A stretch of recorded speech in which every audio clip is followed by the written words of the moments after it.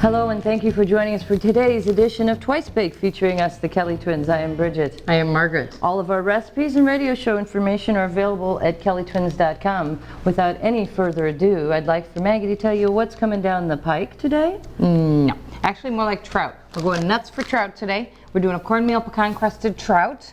And very simple, very easy. We're also going to use pecans in a sweet chocolate nut tort. Very lovely. And any pecan will do, but today we're going to tell you the difference between this large one from the south and this small one from the north. Yep. And why. So stay with us for this edition of Twice Baked. You're back now. Thanks for staying with us right here on Twice Baked.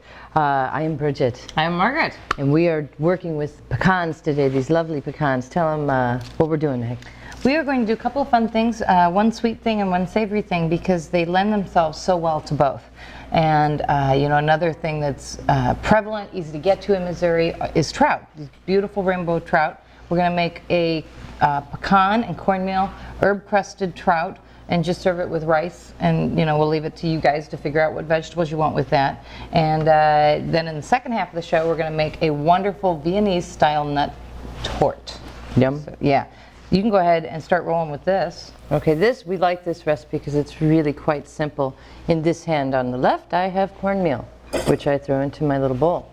In this hand, I have pecan meal, which you can buy. You know, you can take your pecans and just powder them, or you can buy them a lot of places right, like food that. processor and or buy it already ground. I found it both.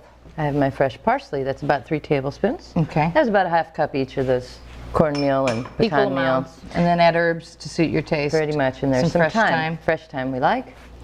And I'm gonna give that a little stir. Yep.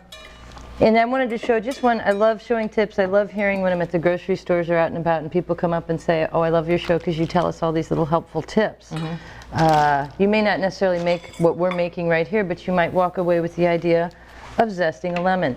This is called, what do we call this again?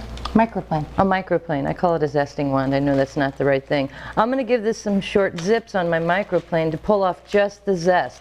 That part of the lemon that's yellow, once you get below that yellow into the white is where it gets bitter. It's right? called the pith, right? You don't want to really deal with that. So you say pith, I say the white. The white. So I'm going to zest this, and I'm going to go in there and see how nicely that comes off. Very fun tool. You just tap it on there and you're good. Mag was going to tell you a little bit about our pecans here and get our trout ready. Yeah, with our trout, get it from a fishmonger, fresh, or catch it if you're so fortunate to have that available to you. But these are rainbow trout, and these are just beautiful. When you get them home, you want them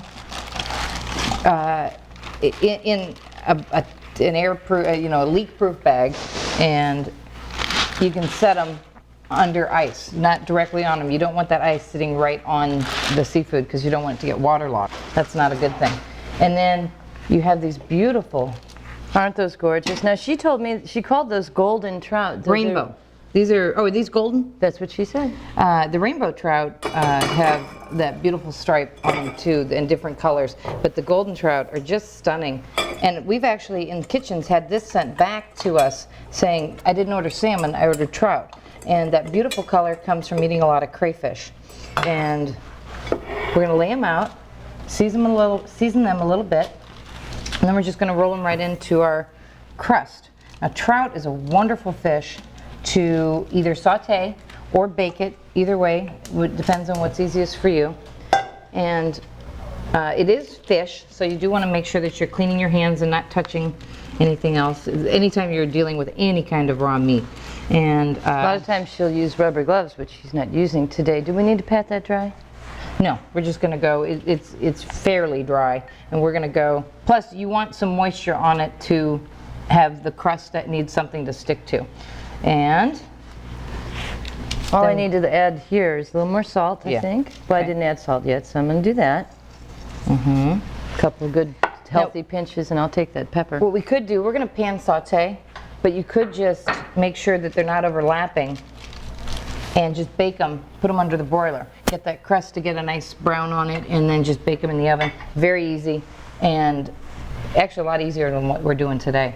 You would put the crust on it, go right in the oven, but we're gonna dredge it in the crust now. I'm gonna let you do that. I'd be happy to. And we're saving our lemon for when we finish. Yeah. Here you go. Thank you, ma'am. I'll take the pepper if you don't mind. Oh. Now, did you say that, bit of pepper in since there. I wasn't listening, did you say that we don't crust the flesh side, only the skin side? No, I didn't. I guess that's worth mentioning. We're only gonna crust the top, and then we're gonna go in. Go ahead and start there. Alrighty. Righteous. Isn't that pretty? Right into the crust, beautiful. Now, you can roll with 2 pans if you want to serve 4, or you can just go right into the oven with this. Very nice. We got it, but we're gonna have to make some room here. Those are gorgeous. Aren't they pretty? They Yeah. just, you know, it's a. Okay. And you know, the thing about pecans, you might. Yeah, that's perfect. See, we're doing our... Yeah. Very good. We're gonna try not to overlap. You know, use a big pan. Do the best you can. The thing about pecans is, the reason I wanted to use them today is because a lot of people might not know that we as in Missouri, are the farthest north that pecans grow. And we have, right here in Brunswick, Missouri, they're the largest commercial producer of the pecans. And, you know, like the walnuts, we did a show on the black walnuts, and that they are a very big crop in Missouri. And a lot of people might not know that pecans, because everybody thinks of the South. Well, very cool things to know about the pecan. Right here, we can turn this up a little bit. You want a little more sizzle on your trout as it's rolling. And There we go. because you want to crust on one side and then crisp on the other side. You actually want a higher heat here. So this is what you might think of as a southern pecan, though this is Missouri grown. This is really more the size. I shouldn't write on my hand. This is more the size of a southern pecan, on the small end of a southern pecan. You put it right next to a Missouri pecan. Look at the difference. Missouri pecans grow smaller. They're a lot smaller, a lot higher, and I had a brain fry there. I noticed that. Oh, yeah. Not a long trip for me these days. So the Missouri Not a pecan big is difference here. much smaller and sweeter. That's the biggie, is that the flavor is very sweet. And So they're really, worth seeking out. You can go to our website, they're too. also high in oil content. And then this little guy, this is the Hicken. It's a cross between the pecan and the hickory nut. And this sort There's of an interesting story behind this because the genetic code doesn't match. So the farmer, but these things were born somehow, and the farmer believes it actually might have been lightning or somehow that that created that energy, caused the fusion. We didn't actually do the research ourselves, but that is what they think happened, is that this fusion happened, and here we have the Hicken. Looks like a pecan, but tastes like hickory. Still tastes like pecan to me, and has a sweetness to it as well. And they're large, and they're they're really fun cool. and they're unique. Now these came from we got nuts from James Pecan Farm and Grand Valley Farms, and that's a co-op in and around the Brunswick area. How are we doing? That's looking pretty good. But this little flap there is not quite done because it's overlapped. Right. So we'll deal with that. Okay, gently, gently. We're starting to crisp a little bit. Where's our big flat spatula? There we go. So what you want to do is use one of these spatulas to get all the way underneath, a long one. They can't see that.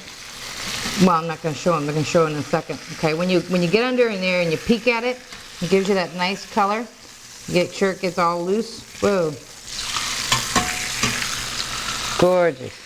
Now at this point, we hope that you have reserved some of your lemon juice, and we'll drizzle a little bit of that on it. Go gently over, but you need one of these long guys to do that. But back to, now this is going to crisp the skin on this side, and then we're going to serve it right over some rice. Let's get our plates together. Now, if you want to see the world's largest pecan, you might just take a trip to Brunswick, Missouri, and see the world's largest pecan. They're very proud of it in Brunswick, Missouri. This is the James Pecan farm. So anyway, it's worth playing with these things. Now, in another minute, this is going to be done. When we come back, we're going to show you what to do with the pecans if you have a little bit of a sweet tooth. Which, here's your entree. We're going to give you your dessert, your just desserts, right after these messages. You're watching Twice Bakery. Thank you.